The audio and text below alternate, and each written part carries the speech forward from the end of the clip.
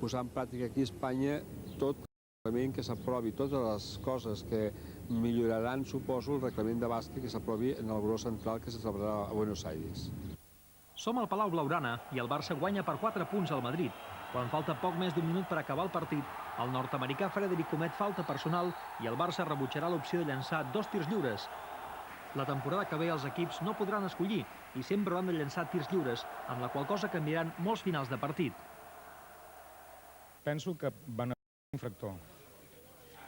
Llavors estem altra vegada com quan jo jugava de juvenils, i fa molts anys això ha plogut molt, de que anaves a fer la falta en el que no les feia.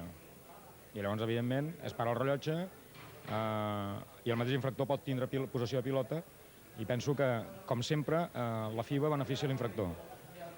Es importante el que no tenga ventaja el que comete la infracción.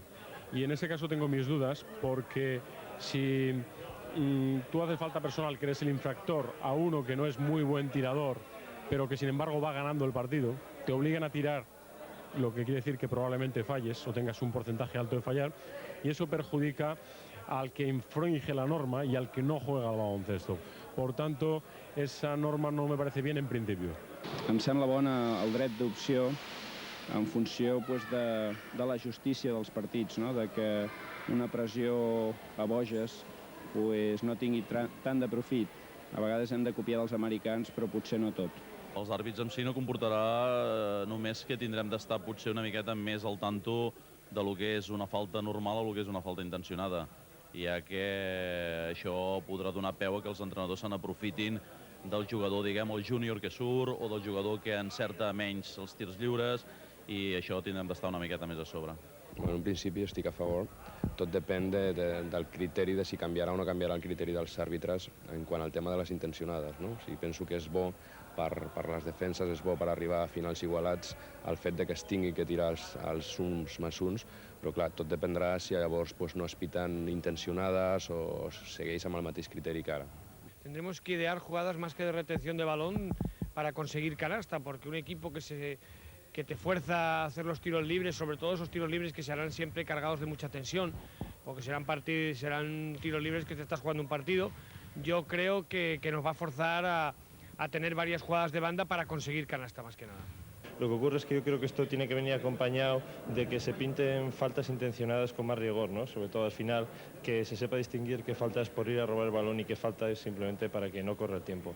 Lo que está claro es que va a dar en partidos con finales apretados va a dar mucha más espectacularidad y más emoción. Som a Saragossa, el CAI perd una pilota i el Joventut ràpidament la posa en joc sense la intervenció de l'àrbitre. Amb la nova normativa, l'àrbitre, sempre tant en atac com també en defensa, haurà de tocar la pilota abans de reemprendre's el joc. Aquesta és la que menys entenc, perquè d'alguna manera és primar el fet de primar equips poc defensius, equips poc vius per anar a defensar, i penso que com està ara ja estava bé, era primar equips amb bon contraatac, primar equips llestos amb la pista i que coneixien el reglament. Lo que puede perjudicar esta regla es a lo mejor al equipo hábil, al equipo espabilado, al jugador listillo que saca antes, ese tipo de cosas sí, pero no son estos, los equipos que tienen este tipo de jugador no son los más rápidos. Yo creo que la velocidad va a venir condicionada por el propio juego, por unas defensas presionantes, como hay ahora actualmente, ¿no? Los equipos más rápidos no son los que sacan rápido de banda o de fondo, sino los que consiguen buenas recuperaciones de balones y forzar buenas defensas, pérdidas de balones en el equipo contrario. Yo creo que de ahí nace la velocidad de un equipo. Per intentar disminuir les protestes dels entrenadors, es marcarà a 2 metres de la taula d'auxiliars una zona que no podrà ser superada ni per l'entrenador ni pels jugadors suplents. Entrenadors tan busca-raons com el grec Ioannidis hauran d'aprendre a controlar-se si no volen ser expulsats de la pista. Sí, això jo crec que té de ser positiu perquè ja últimament, sense infringir, diguem, totes les lleis, ja acostumaven a passar-se més del compte, no solament els entrenadors, sinó els jugadors suplents o les persones que hi ha a la banqueta. I així, d'aquesta manera, quedaran una mica més lligades i anirà més bé pel joc. Bueno, per mi és un problema, però fa la fet de m'hi acostumaré, no?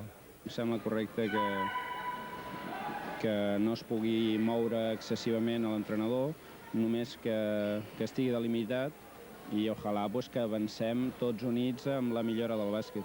Lo que influye mucho es el fondo de las cosas y no las formas, porque hay entrenadores que nos movemos más que otros, pero estamos a nuestro partido, a nuestros jugadores y no tenemos muchos problemas ni con público, ni con árbitros, ni nada, ¿no? En cambio, otros entrenadores sentados en su banquillo puedes decir cantidad de animaladas y de barbaridades, o sea que yo creo que la violencia o lo que un entrenador pueda hacer mal no va condicionado a donde puedas, hasta donde puedas moverte, ¿no?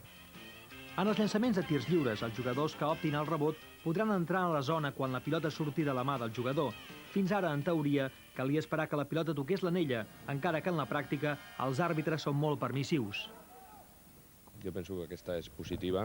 D'alguna manera això ja està passant ara, que els jugadors ja entren abans de que la pilota toqui l'anella i en tot cas s'evita tindre que prendre els àrbitres decisions una vegada quan en realitat passa normalment, no?